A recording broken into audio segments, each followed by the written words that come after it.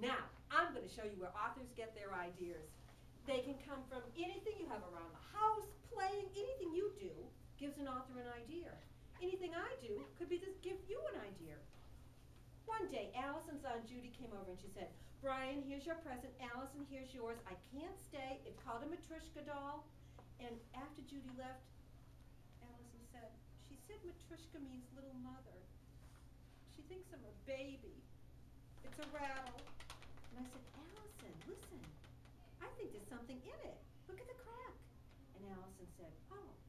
Mom, there's another doll in it. Oh, Mom, I love this. They can play together. I'll have... Mom, I think there might be another one. And she opened it. Mom, there's another one. There's 3. This is my favorite present. I love it. I'm going to make... Mom, I think there's another one. She opened it. 4. Oh, Mom, I'm going to name them after you and your sisters. I'm going to say they're Gian and Nini Sue. Mom, there's another one, a baby one. Mom, they'll babysit her. Sometimes she'll sneak out and she'll go running down the street and...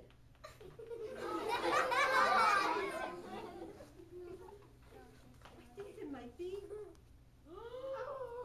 Mom, a tiny, tiny little one. Oh, Mom, it's so cute. And that was it, the smallest one. And I said, Allison, look at it, a little thumbling doll. Who would take a piece of wood and say, I'm going to carve this out and make it into be a little mother? No, I think I'll make a box for it. That's hard work. And then they said, no, I'm going to paint the box to look like another little... No, I think I'll make another one.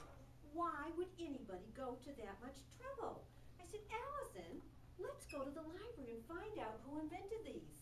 And Allison and I went, but our library didn't have the answer. And on the way home, I said, Allison, I can't wait. I'm going to write a story about this, and I'm going to say a grandfather invented Matryoshka dolls for his granddaughter because he was a box maker, but he couldn't sew, so he couldn't make another rag doll.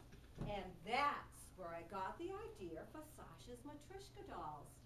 But I'm going to show you a book you know and tell you how I invented it.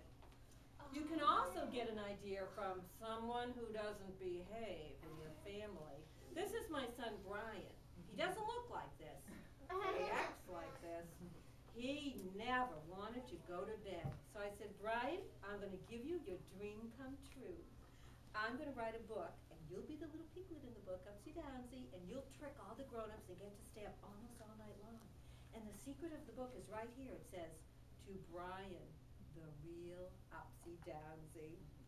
Now, I would like you to take your finger and touch your cheek as though you're wondering, I wonder if Janet Dillon likes this job. I wonder when she decided to become an author. I wonder if she always uses watercolors. If you have a question that you would like me to answer, raise your hand and I'll answer it. Yes? You always use borders and... Borders? Yeah. I don't always use borders. Sometimes this publisher at Pelican says, don't use borders, please, so I don't. The only place there might be a little bit of a border is the pillows where the words are inside. But around the edges, they make me draw the picture over the edge. And then they cut it off. Yes? When did you start being an author and illustrator? I started when I was about 3 years old. I wasn't published, but I would draw and write, but I couldn't really write words very well. I just make letters. And so they were really books without words. Yes? How did you become interested in being an author? I became interested in being an author from my 2nd grade teacher. This is what she used to do. She'd play a game. She'd come in and say, kids, if you're all sitting in your seats with your hands folded, when I come back from lunchtime recess, I'll read you a chapter from the Boxcar Children. So we would come in dirty and sweaty and making a lot of noise, and one kid would stay by the door and he'd say, here she comes. So we'd all sit down quietly. And she'd come in, and I still remember, sometimes she'd pretend that she didn't want to do it. She'd say, do I have to read you a chapter from the Boxcar Children? And we'd go like this. And then she'd take it out of an old cabinet, and she'd read it to us, show us the pictures, and I used to peek at the kids sitting near me like this to see what their faces look like, and they look like this. Like they were being given the most wonderful gift in the world, and I thought, when I grow up, I want to make people feel this happy and interested. I'm going to write and illustrate books, and I'm going to be a teacher.